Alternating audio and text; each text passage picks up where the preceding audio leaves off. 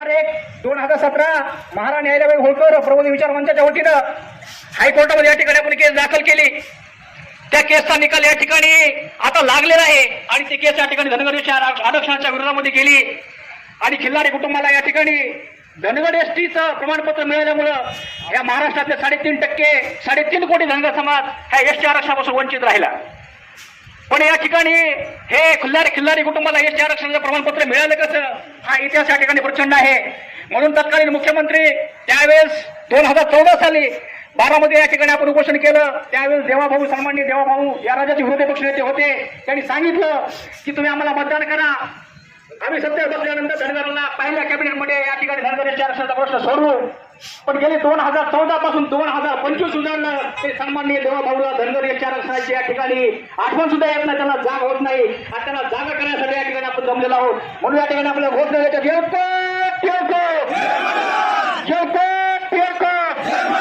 ST आरक्षणाच्या हक्काचं कोण म्हणतं देत नाही। म्हणून या ठिकाणी 2014च्या कॅबिनेटमध्ये धनगरांना आरक्षण देणारे देवाभाऊ या राज्याचे 3दा मुख्यमंत्री झाले, पण आरक्षणाचा प्रश्न या ठिकाणी तसाच राहिला आणि त्यावेळेस देवाभाऊने एक ऍफिडेव्हिट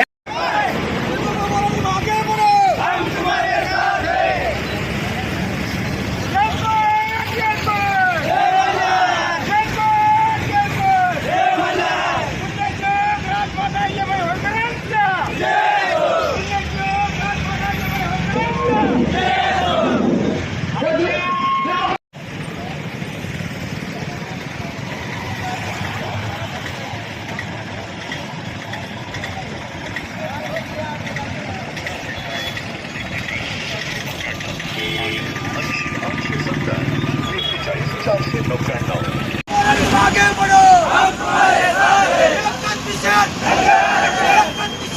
हैं।